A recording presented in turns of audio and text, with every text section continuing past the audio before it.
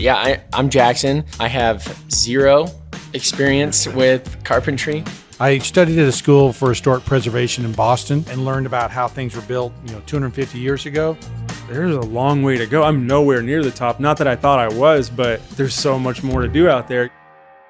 All right, welcome back to the Passion for Craft podcast. Today, narcissism has set in again, and we're talking about me. So everyone's favorite guest member. So got the most hate comments. So yeah, you've gotten some good hate comments. Some fun ones. So I wanted to do this because Jackson finishes his tenure in ministry in May. It's true. We go up to North Bennett Street later this month to officially sign him up to start there. And he's doing some work this summer. And I asked him, so, are you ready for this journey, from apprenticeship to journeyman to start, really your apprenticeship starting, and kind of what that looks like. And so we started, talking about that.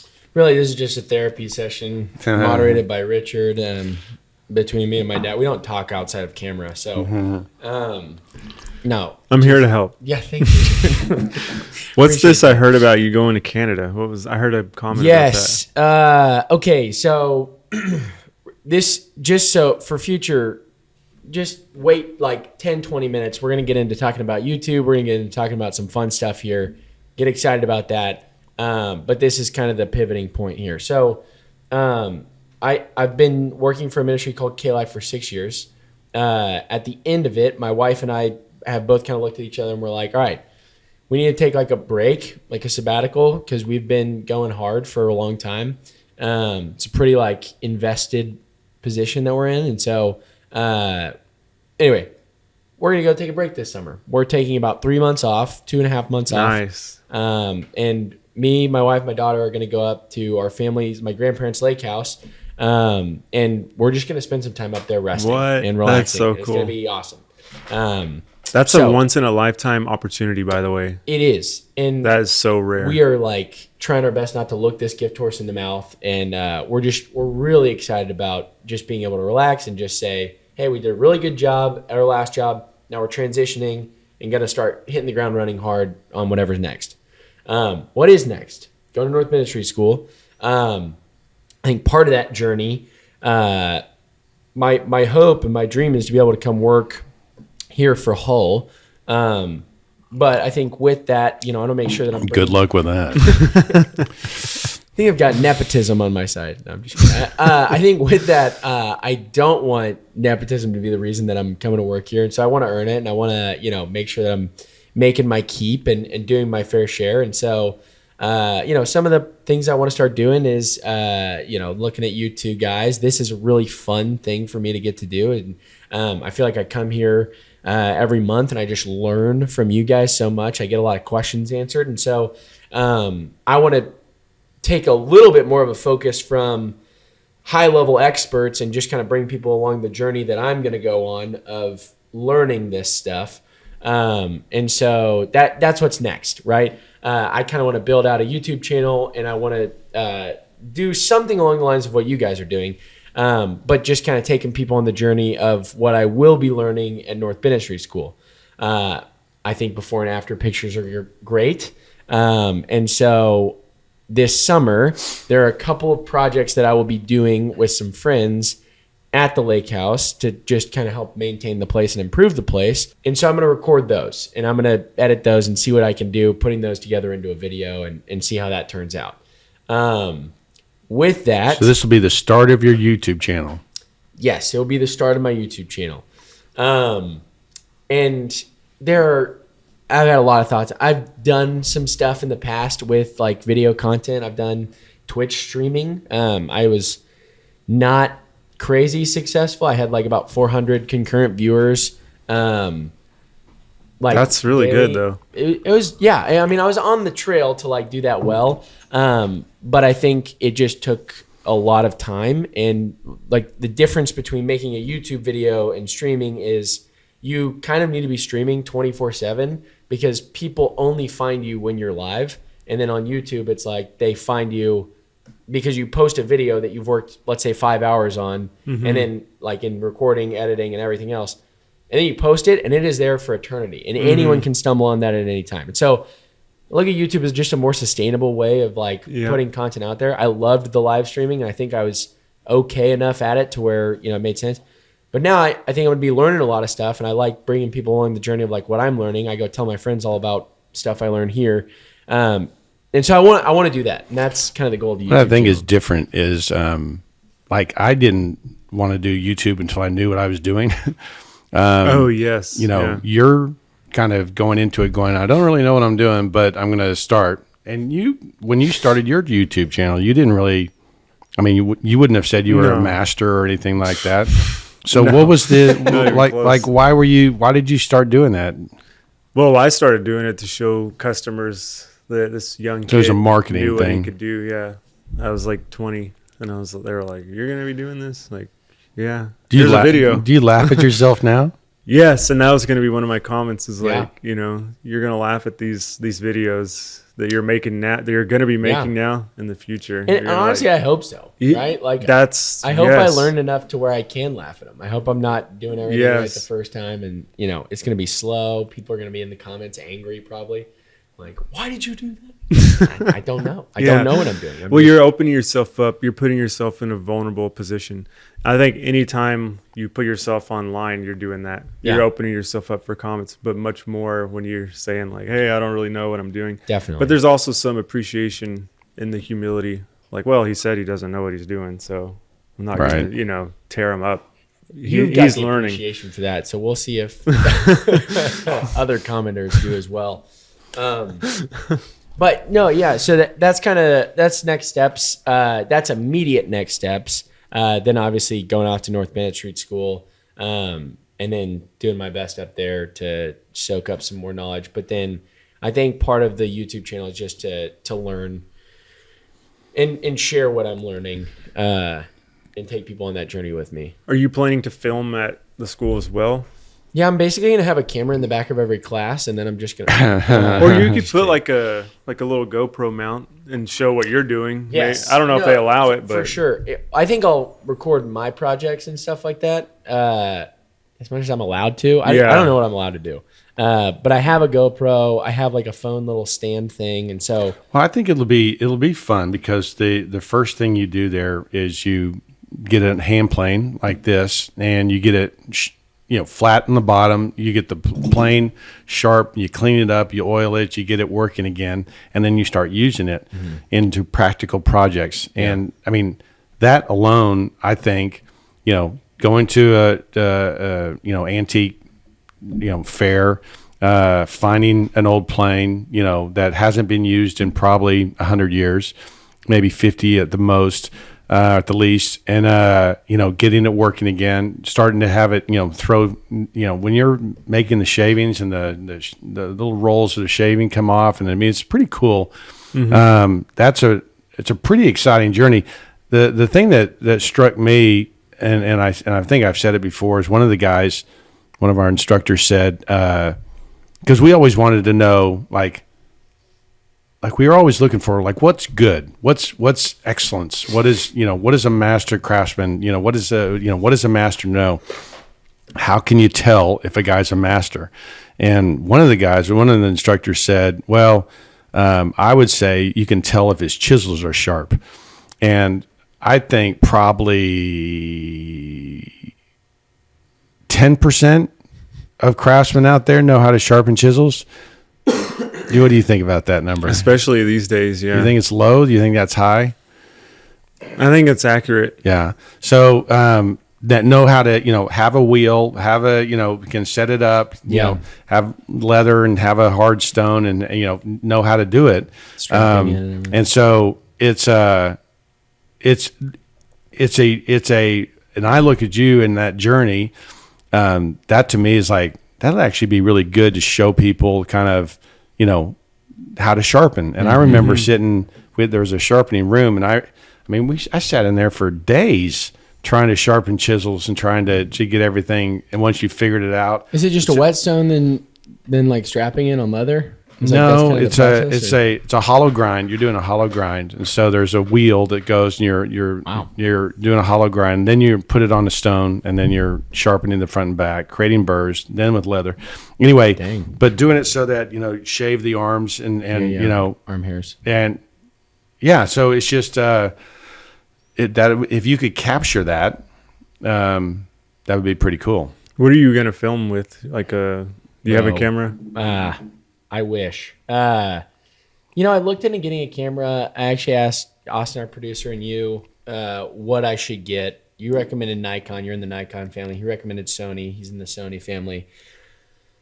I don't know enough about nice cameras. And I think both of y'all said if you're not willing to spend more than $1,000, just get an iPhone and you'll get really good film quality. And so I've done a lot of filming stuff with iPhone. And then I have like a 1080p webcam that I've filmed with for Twitch streaming. So the phone is great because it's discreet. You can just prop it up somewhere, get a little tripod for it. Right. And I have one of those little adjustable leg tripods for it. So I don't know. I think that's what I'm going to start with. I mean, look, you guys are the YouTube experts. That's part of like the goal of this episode is we want to talk shop on YouTube and ideas and other things like that. So would love to hear from you guys. Just what would you suggest starting out with? Do you know how to adjust camera settings? Like aperture, ISO, shutter speed? Yeah. Okay. I do.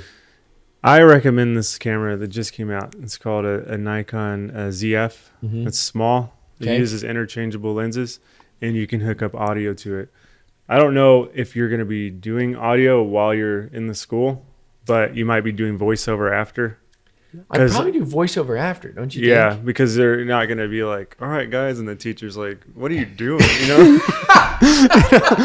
You're going to have to be focused on what you're focused on. Not only the teacher, but everyone else in the class. Yeah. It would be so all right, annoying. guys. What's up, guys? It's your boy back again. This is day one here at school. I would just be so mad at that guy. Don't do that.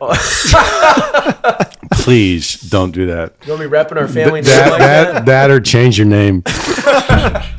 Change it to WHOLE. I think we look so much alike that it's, even if I change my name, people are going to go, dude, Brent Hull's kid's an idiot. I think you were just talking about chiseling, or not chiseling, planing. And do you remember the first time you tried to teach me how to plane? Mm-mm. Dude, this is really funny. It was in like high school. So for me, not him. He was like, okay, we were having some trouble with a door. When you were like 8, you had him. Yeah, we're close in age. He really aged poorly. Because it looks like he's 23 years older than me, but really. So there was like a door that wasn't closing right in our house or something. And it was like a Saturday project. And he was like, hey, we're going to go just plane this down. And it's one of those things where like you know how to do something so well that you just assume everyone else knows how to do it. And so we get out there, we've taken the door off the hinges, and I was like, man, I'm learning so much. This is crazy. You go, all right, we just need to plane down this edge. And then you handed me the planer, and I was like, great. So he's holding the door like upright like this, and I need to plane like this edge. And so I'm standing up like, and you're like, what are you doing? Like, wait till I put the door on the ground. So we put the door on the ground. I guess the angle I had was just wrong, or I was doing nothing right. And so I was doing these little like taking chunks out and of I was it just or something. I was making a little like divot in the door, and he's like, what are you doing? And I was like, I don't know. I have no idea how to plane. And you were like, now? I remember us trying to fix a door that was stuck. And you actually came back and you said, I'm sorry, I don't think I've ever taught you how to plane. And I was like, no, definitely not. Although it was evident from I think it was a low angle block plane I had him with, and the blade was out too far, so he kept going. That's right. I was like, okay, wait a minute. So, and then he did it. But I there's another funny story. I'm not like a great teacher, micromanager, like explaining step by step, and just like, go do it, and then we'll figure it out. We'll talk about it after. We are up in Canada because we go up there every summer, and he was probably 4. I mean, he was barely walking. Well, you know, Yeah, I was. he was potty trained. Let me say it that right. And and so we have a little 7.5 horsepower little Mercury on a boat, and I was like, well, just go drive that. And I think I 4 years old. First, drive that. he and I were doing it together, and so we're in the boat, and he has taught me how to do everything. Like the rule was, you had to be able to start it in order to do it. Right, that's right. And so I was able to start it, and so either I asked permission, and you were like, "Yeah, just go out and have fun." It was something like that, and basically, it's one of those moments where he and his cousin got in the boat, and as soon as they left the dock, I was like, "Oh crap!" And I realized how stupid it was for because they took off, and I was like, "They don't know what they're doing." No, I think the bigger realization was like it was like, how are they going to stop? It was the docking, because it was like when we were out there, and I actually remember it with him. So I don't know if we were I do remember it pretty closely, but like we were driving around fine and we were having fun, but we actually saw all the parents on the dock going, like, what's going on here? Like, what do we need? Let's go back. And so, I knew one speed, and that was you turn the handle to rev it and make it go. And I just had it floored the whole time. So it's like, they want us back. So here we go. And I mean, it was like all 4 of them trying to catch it into the dock. They only, the boat only went, 12 miles an hour. Yeah, but not so crazy. it wasn't. Did you have a it life wasn't, jacket on? Oh, yeah. Okay, I mean, we were like smart safe. about it. We just never had practiced It docking. just reminded me of that Yeah. story. But the, The planing was a bigger disaster. yeah.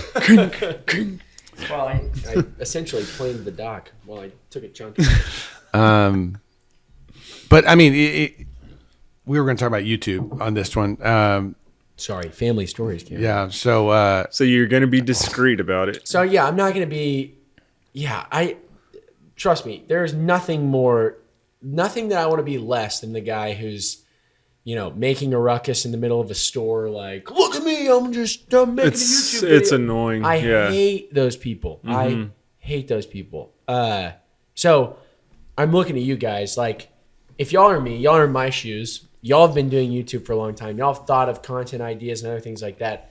In my mind, all I know is I'm going to go and I want to film my progress. So if y'all are me and you're like just starting out, like what are some cool videos that y'all would film or ideas that y'all have? Just so I'm not sure. I'm not sure. You tell me what you think. Yeah, I see it going, like if I'm in your position, I see it going as almost like a vlog. Mm-hmm. There's vlogs where people like remodel their house. Yeah. And they do like day by day updates.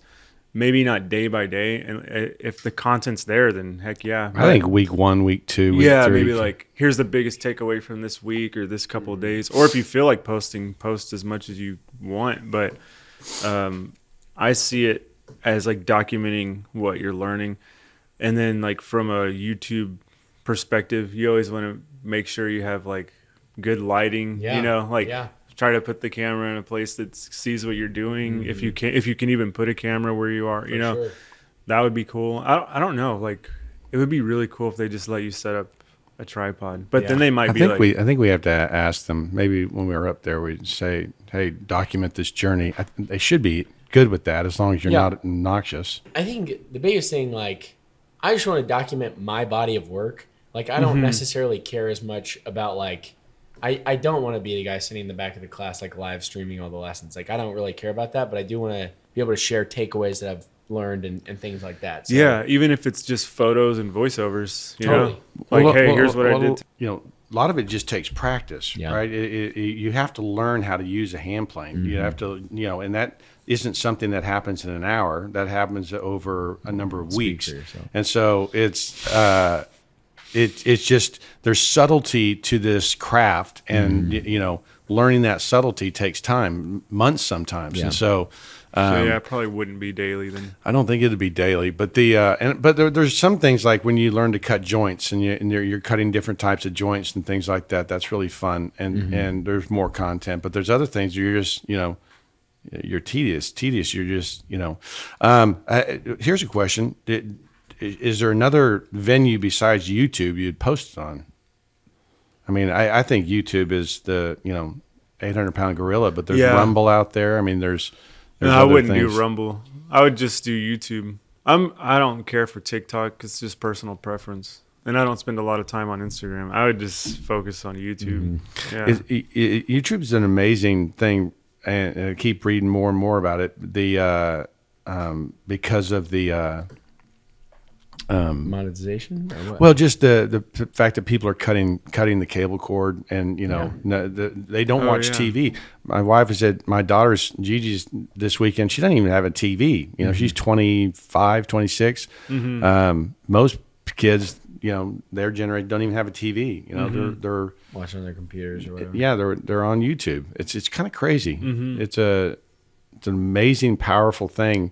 But I mean, I do think that if you can effectively chronicle that journey, so other people can join you in that journey, and actually can go, okay, I see what they're learning, and either desire to go there, or just understand what the difference is between what we used to know and what we know now. Yeah. That's really what I'm trying to show in my videos, is just this lost art of building. It's just that, guys, we just forgotten so much, and I don't think we don't know what we don't know, and so most people don't know, why we do moldings like this. I had someone comment on the cross-headed corners I'd done. He's like, why would you even do that cross-headed corner? It doesn't even look right.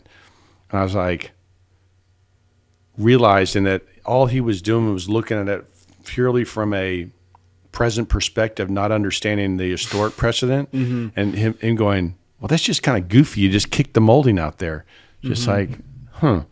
You know what I noticed too? We could talk about this in another thing though, but as I'm building my mantle, you mentioned like things looking goofy. Because of where my mind has been for the past 10 years, I'm looking at these books that I've collected from mantles, like this little mantle library I have now. And I'm like, I want to do that. That looks cool. But as I'm putting it together, I'm like, that looks kind of weird. But it's not until I put the next piece on where I'm like, it's coming together. But this looks kind of weird. Next piece goes on. Oh, it's coming together. So someone seeing that just like sample, they may not get it, because I don't think I was getting it. Right. But now that it's coming together, I'm like, oh crap, this is looking good. This is looking really good. Yeah, that's good to know.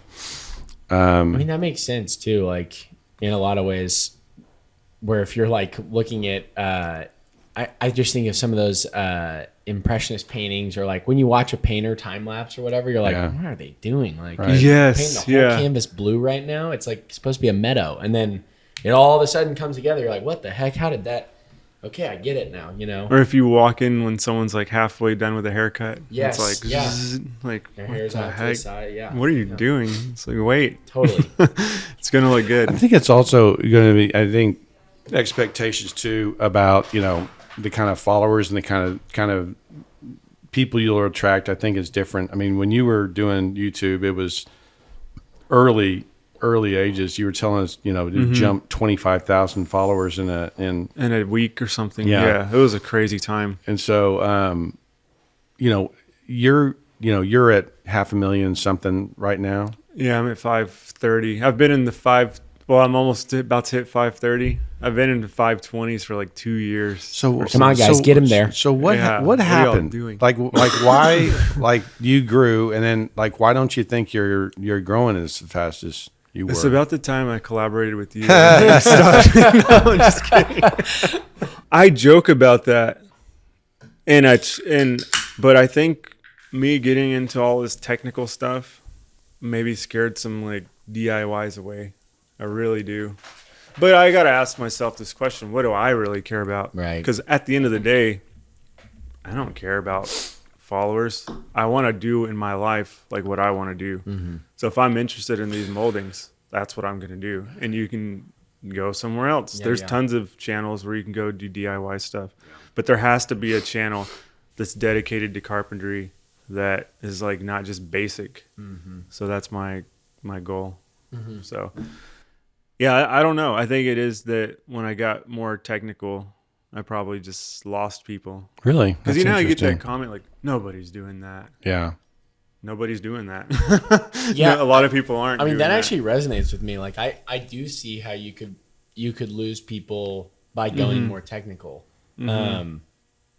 Yeah, I mean, that totally makes sense. Because you got to think about the masses. Like, the vast majority of people are generally like the herd mentality. Yeah. Is pretty dumbed down. Like, just to be honest. Like, Well, look what's big.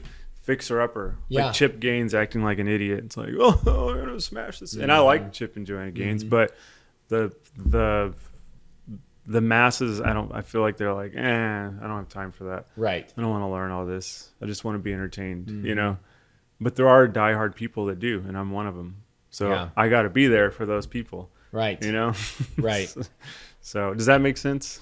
Yeah. It's interesting. And I wouldn't even say it's like people want the dumbed down stuff. I think it's just more accessible and more bite sized. You know what I mean? Like it feels like you know, chewing on a cracker versus chewing on a piece of steak. It's like, hey, one is gonna, you know, be really easy and crumble away, Yeah. and the other one is like more hearty and more, you know, Yes, yeah. refined. You'll get palate. more out of it. You'll get more out of nutrition, it, but it's like gonna may take a couple more bites or to digest and it. it's not a perfect. One of the analogy, things but- they said about my History Channel show was that we were talking to the executive at the History Channel after it was over, and kind of saying, what would you do different? Kind of what would you try? And he goes, I think we aimed too high.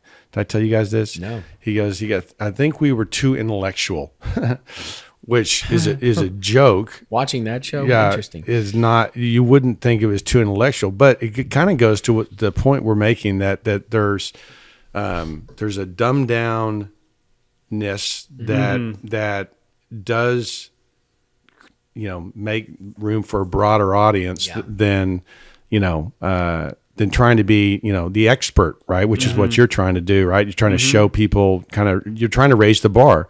I am. And a lot of people, you know, well, I want to be entertained, right? And not, I don't want to learn as much, but I want to be entertained. So Yeah.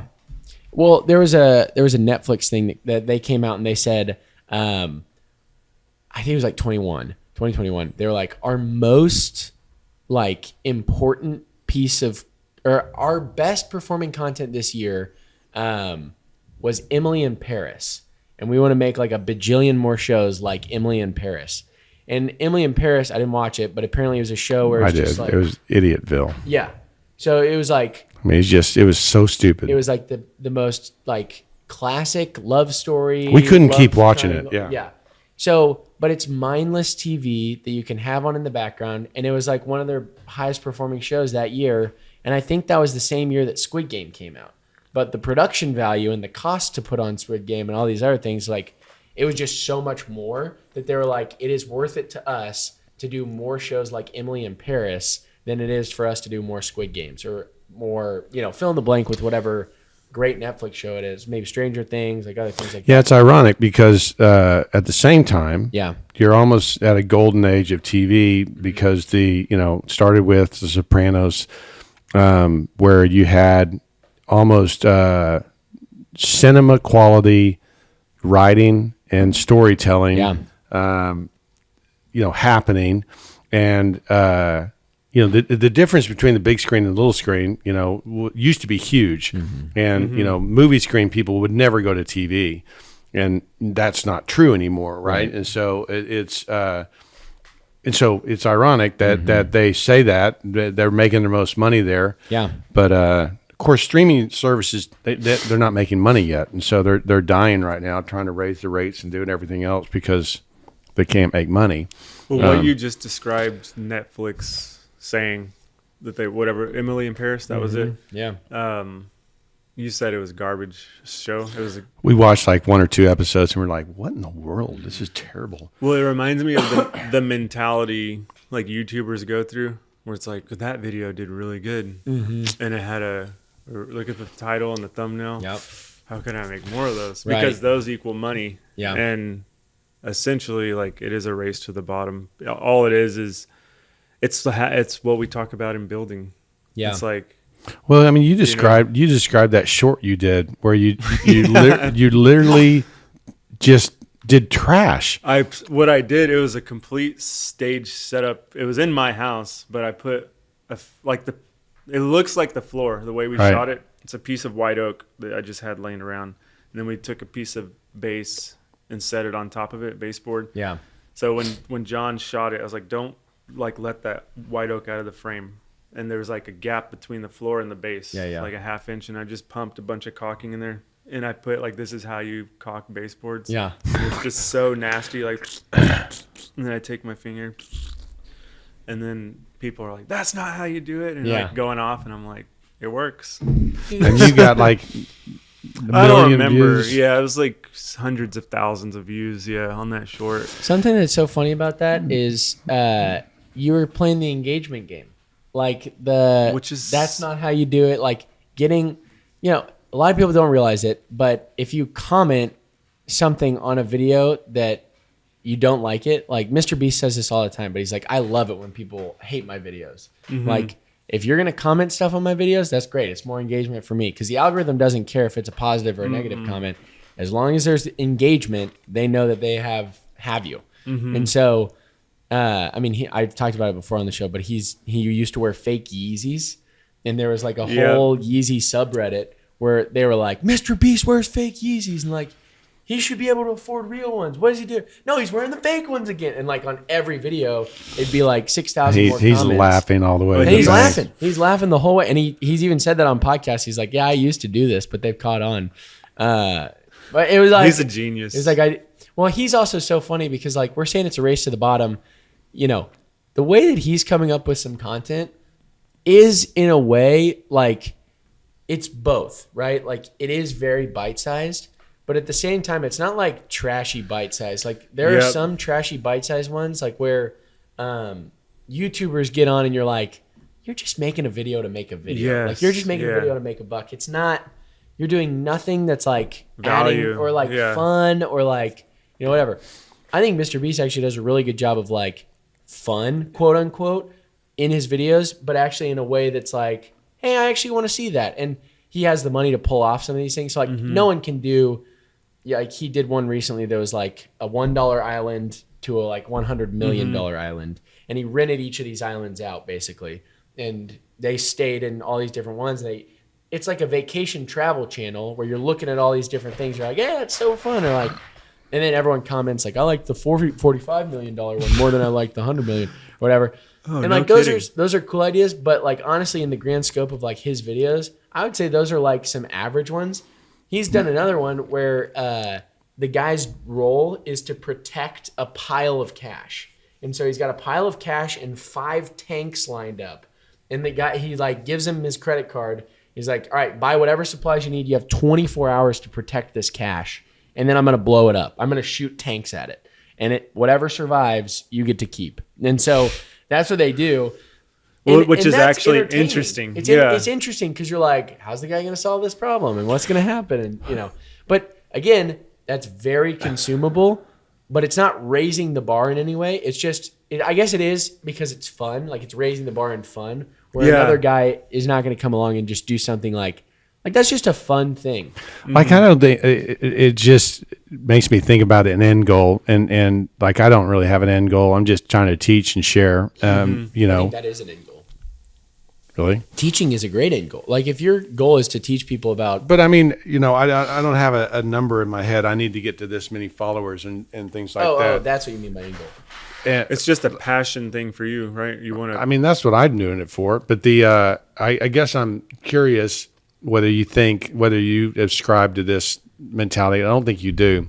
But when I first started, Matt, I'd watch Matt go, this hockey stick growth. And he describes it starting with vlogging, then, for years, he was just like, for literally 8 years, he was just, and then he went like this. And he says that it started, his change started when he started posting on a regular day And so, every Wednesday or whatever day, Tuesday or whatever day he chose, he started posting consistently so that people knew what to expect. And then when he started posting twice a day, and then you read some of these YouTube guys and they're like, you got to post every day and things like that. You don't really subscribe. No, I'm sporadic. Yeah. I struggle to get out a video a week. So, yeah, I wish I could. I wish I had a systematic production. Well, release. but and here's another difference between the way you and I are doing it. I don't do my own camera work and things like that, right? I've got Austin and Kristen who do that and do an incredible job, right? Yes. And just really talented, raise that level.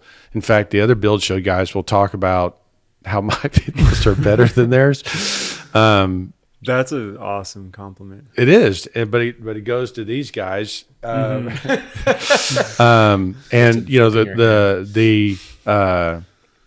they've raised my bar, right? And so, but they allow me the ability, right? I'm paying for it, but they allow me the ability to post, on a regular basis.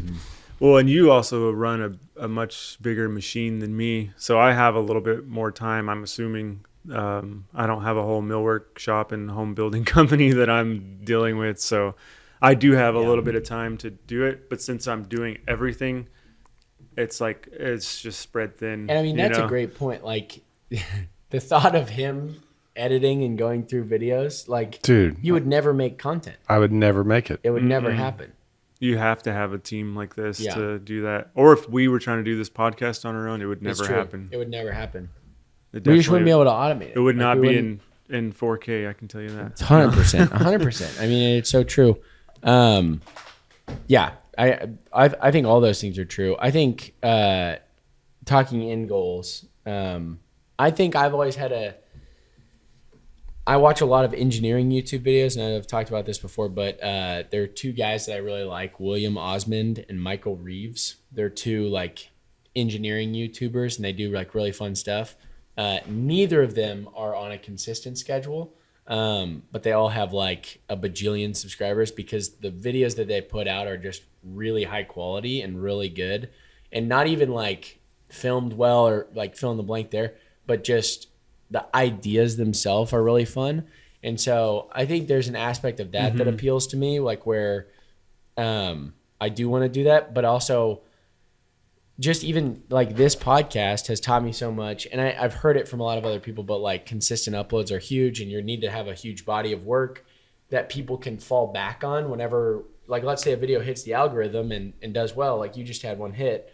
Now everyone who just saw that video has your body of work to fall back in on, and I'm sure it was the same way with your first one. Yeah, and they're going to get fed his recent uploads. Yes. Oh, there's that guy. Oh, there's that guy. I don't know this guy. Molding since 1950s guy. Yeah. But, yeah. Never use moldings. You got it the wrong way. Always use. I like them personally. My take is the clamshell. I'll make another video. Don't worry. No, so I guess I say all that to say, I think I want to just my goal at the start is going to be to put out weekly or bi-weekly videos. So 2 a week or 1 a week. Bi-weekly stands for bi-weekly means both. It's both. a confusing thing. Yeah. Semantic overload. It's the word for that. Funny enough. But yeah, so I want to do twice a week. In an ideal world. In an ideal world, I'd love to do daily uploads. There's a guy I watch, Moist Critical. He just talks about things that he finds interesting. Moist Critical? Yeah, he's people would hate that name. He's insane. He's big in the gaming sphere and Twitch and everything like that. And so, he's got 11 million subscribers on YouTube.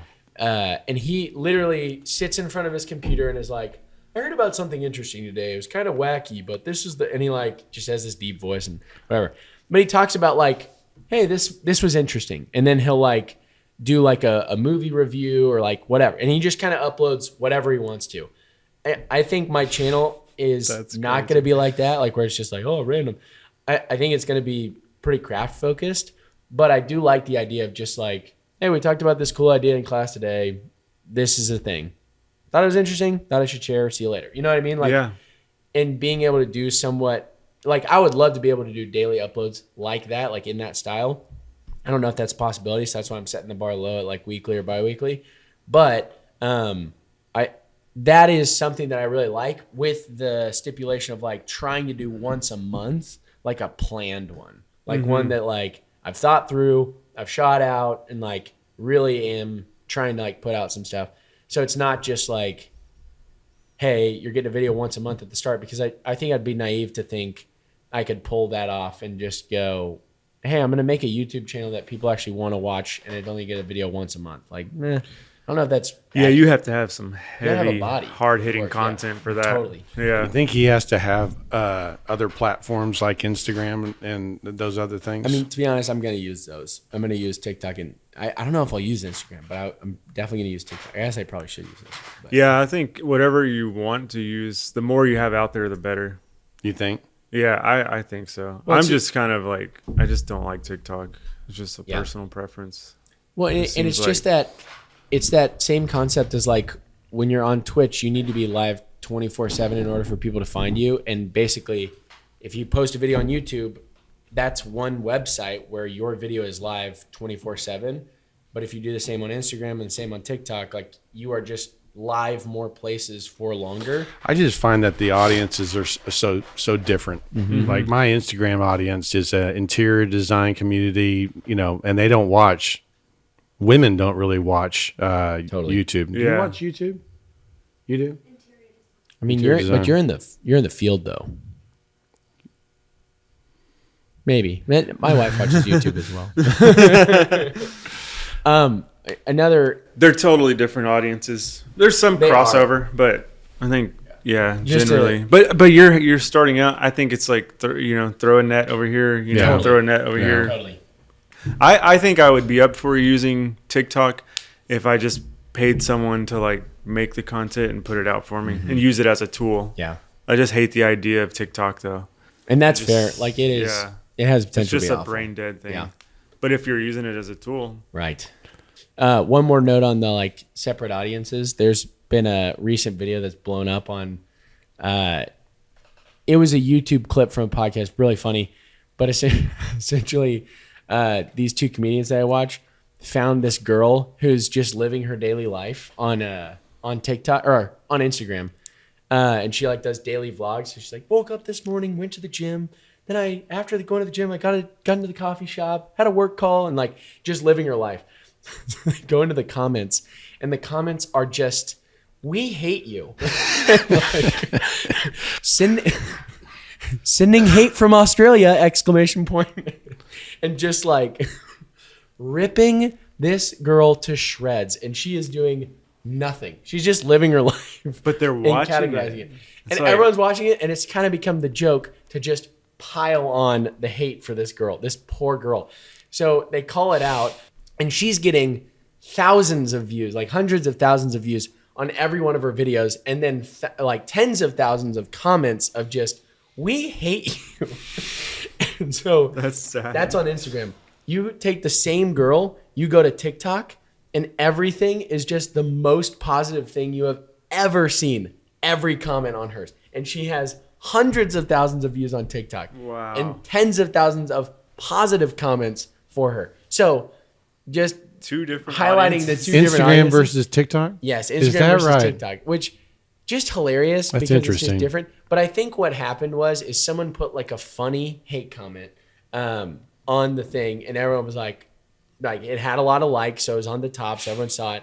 And I was like, I can write a funny one too. And so Whoa. it has It just become like piled a on. competition to just write funny hate comments on this girl's thing. Anyway, but that's just to point out like, Yeah, how they different the they have comments. vastly different. And she Yeah. actually responded to the video where the comedians were like talking about it because they were like, "This is horrible, but they're dying laughing. But the point that she was like, "Hey, like I know like people don't always love it, but I do this because I like it." So that's like, what anyway, kind of That's funny. awesome for was- her to say yeah. that. All right, Jackson. But yes, Looking forward to seeing that content start maybe this summer. all right. Quickly before we sign off, what's one video you would make if you were me? If I was you, I don't know about the Canada stuff would be really cool, Yeah, like yeah. rebuilding the docks and stuff. But I'm thinking when you get to North Bennett Street School, you're probably going to see stuff there in the curriculum that you're going to see on the streets Yeah. of Boston.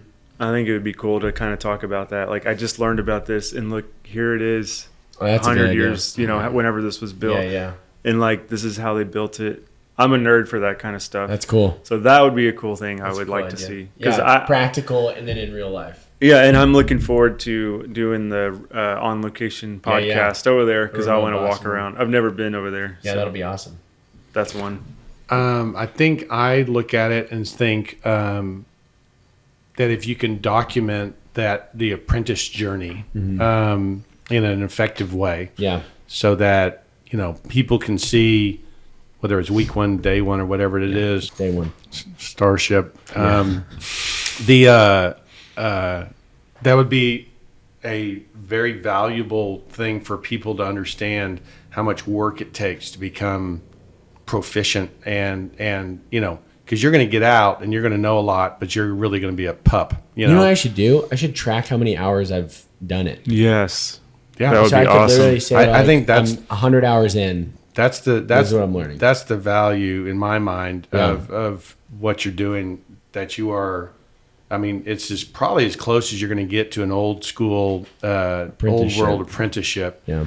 And to be able to document that and go, hey, this is what I'm learning. This is boy, I'm surprised it took so long, and I don't know why I'm learning this. Oh, and 3 months later, going, oh yeah, now I know. Yeah. That's great. All right. Thanks, guys, for the help. I'm looking forward to, I guess, picking y'all's brains more on the podcast just as we continue, as I go forward with the YouTube channel and stuff, and figuring out camera stuff and all that stuff. I mean, it'll be fun. Anyway, thank you guys for watching. We'll see you on the next one.